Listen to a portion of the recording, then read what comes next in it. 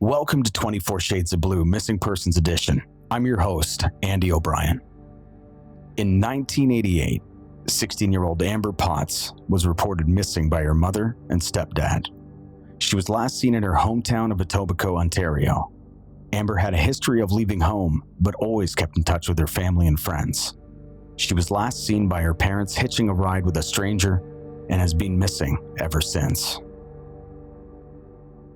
Sitting with me in the studio today to discuss the case is Detective Sergeant Steve Smith of Toronto Homicide and Missing Persons Unit. How you doing, Steve? Good, Andy. Thanks for having me back. Good. My pleasure. I think the first to set the stage here, can you tell us the events that led up to Amber's disappearance? Absolutely. It was 1988. It was late fall. She was a 16-year-old girl. She was involved in the sex trade in the Scarborough area of Toronto. She had a good relationship with her mother, but she wasn't living there. She was living out on her own. She may have had some substance abuse problems. And unfortunately, sometime in November-ish, Amber stopped conversing with her mom, which was almost a daily occurrence. So in December, her mother called Toronto police and reported her as missing. So it was definitely out of the norm. And so how would you describe Amber's appearance and overall character? I mean, she was described as a good kid. I mean, she was having some issues. She wasn't living at home. She was only 16 years old. She was working in the sex trade. She may have had some substance abuse issues that triggered that. Certain boyfriends, obviously didn't help her out. There were times where she'd travel the country. She'd be calling from Montreal, Niagara Falls, BC, but she'd be checking in with her mom on a regular basis. But unfortunately, she's traveling the country with unknown people. So there's a lot of options here of what could have happened to Amber. So she was not in one place all the time. She was constantly traveling and kind of made it hard to figure out exactly where, she might be at any given time. That's right. I mean, pretty much Toronto was her home base, Scarborough basically, but she did travel all over the country and we don't really know. I mean, could she have gone south? Could she have gone into the US? Could she have gone to a different country? There are those options. And Steve, how would you describe Amber's physical appearance? Well, she was a 16-year-old girl, so she was built like a teenager, slight in build, small in stature. She had dirty blonde to brownish hair. Some of the pictures that we have are more of her school pictures than her pictures of when she was living more on the streets. So she may have been a little more disheveled. She may have looked a little older than her 16 years old, but she had the dirty blonde, brownish hair, slight build, small in stature. If you could recall, what was she wearing the last time that she was seen? I don't recall exactly what she was wearing, but she had a tight network of friends, so they would have known basically what she was wearing that day. She was last seen at a motel out in Scarborough, so she was probably living there, probably a little bit into the nefarious network of the Scarborough motels out on Kingston Road, and we're not really sure where she disappeared to. And when was the last time she was seen, approximately? So according to one of her friends, it was late November, and that's probably a variable time frame. I mean, you know how it is sometimes with people that are a little bit transient in nature. People aren't always checking in, unless it's family or a close friend. They aren't always checking in to know exactly where people are on a daily basis. So, but we believe that she was seen at a Scarborough motel in late November, and then her mom reported her on December 5th. Now, we also have information that she was seen getting into a vehicle. That would match up with the things she did on a daily basis, right? Whether it was her boyfriend slash maybe somebody that was pimping her out, or whether it was a trick that she was joining up with. Even though she had the hotel, she might have went out, went to someone's home, went to another motel. We're not really sure what happened, but it would have made sense that she did get into a vehicle. Is there any vehicle description at all? At that point in the things that she is doing, it was a regular occurrence for her to get into a vehicle. So people weren't really taking notice of where she was going and what she was doing at those times. And I mean, unfortunately, in 88, we didn't have the proliferance of video that we have now. Whereas now, if someone goes missing or we track them to the last place that they were seen, and we're able to use video to determine if they got into a vehicle, if they got onto transit, where they went, the direction of travel, those sort of things. But we didn't have that in 1988, unfortunately. There's video, like you say, everywhere, even on all the major highways as well. The other thing that we'd also heard is that there was an ultimatum given to Amber. Can you speak to that? Her mom was trying to get her back, right? But they did have a good relationship. So her mom wanted her to come back and live with her and live the life that her mom wanted for her. Unfortunately, as we know, with substance abuse problems, it's really not that easy until the person decides themselves that they want to get healthy and they want to live a life free of drugs. Any sort of ultimatum is not going to work. It's just going to push them further away. So in this case, we don't really know. Was there foul play involved? Did she just wander off and have we not been able to find her body? Or is she living somewhere else? Did she take up with someone?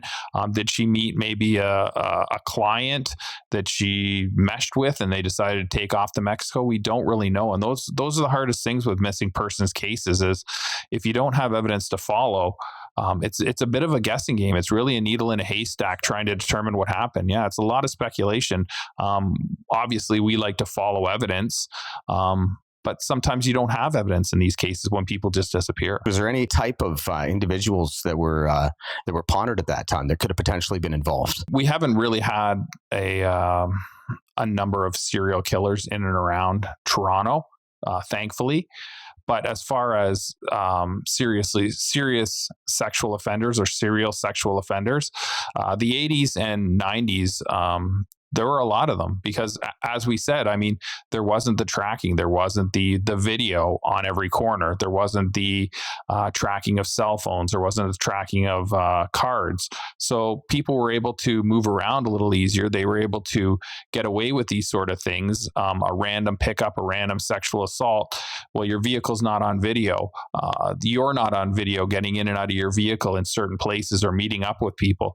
The sex trade workers now have the option of standing in places where there is video. So if they are picked up, if something does happen to them, that person and that vehicle are on video. It may be video on the street, but it's still there and they're aware of this. These are safety precautions that they take. If there was a pimp involved, I know that there was has there ever been a pimp brought for questioning, and did they have any contact with her days before or that day that she hitched a ride? Is there any type of person in question there? Everybody that knew her in this case was questioned. Whether they spoke to us or not is really their option.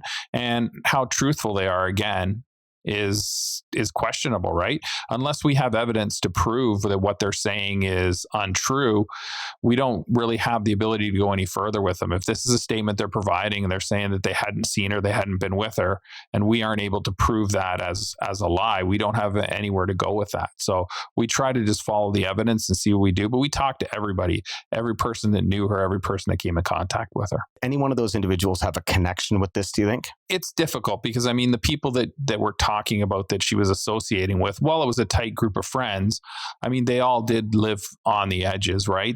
There's all things there that they don't really want the police to know about what they're up to and what they're doing. So it's tough to determine, are they being honest in what they're telling us, or are they hiding something in order to protect something that they may have done in the past or the future? It's tough to figure that out. You really have to get in and you really have to talk to the people and try to use all the different interviews, kind of put them together to develop a theory. And this one, we really aren't sure what happened to her. We haven't been able to find any trace of Amber, unfortunately. And I mean, it's been 34 years now. Yeah. And nothing. I mean, with all the building of houses and everything that we've done in and around the GTA, you would think that if she did get killed or was murdered, that we would have been able to find her body somewhere. But we still haven't found her body. So we don't know if she is dead or if she is alive. There's a lot of options still. And this is where it kind of goes back to when we do the cold case together. You know, the solving of this case is going to be, it's really going to come down to the public's involvement in coming forward and anything that they remember about this case or Amber specifically to help kind of bring closure for this case, either find Amber or recover recover her remains. What's your thoughts on the public coming forward to help solve this case? Oh, I think we've discussed it a number of times before, as you said in our other podcasts, but changes in relationships are huge. So people that may have been in that sort of lifestyle at the time, living with Amber, working with her, maybe just in the same social circles, they may have moved on. They may be married with kids, working a straight day job, and they may remember something. So we're hoping that these podcasts actually trigger someone's memory to this. And it's, it could be something that they haven't thought of. It's been over 30 years, and this could trigger their memory to say, I was there at that time, and I actually know who she got in with or who she was last with.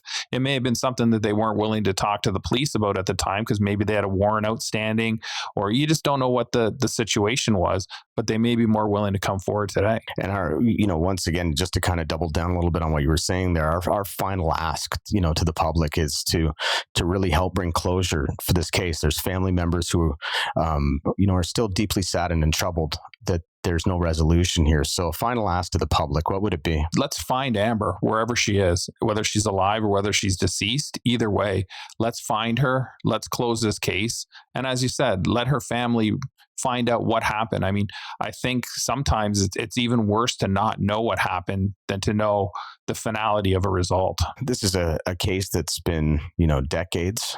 And the only way that this case is going to get solved is if the public step up, either if somebody was involved with this directly or they know of somebody that was involved with this, to please get in touch with Toronto Police or the Obion Axe Show to help bring closure to the family. That's really the way that we're going to solve this. There's a number of ways that they can get a hold of us anonymously, or they can contact yourself, they can contact myself, whatever they feel comfortable with. But that's really what we're asking of the public. So we hope that someone that's listening to this can provide us some sort of closure. Thank you very much for being here, Steve. Thanks for having me, Andy.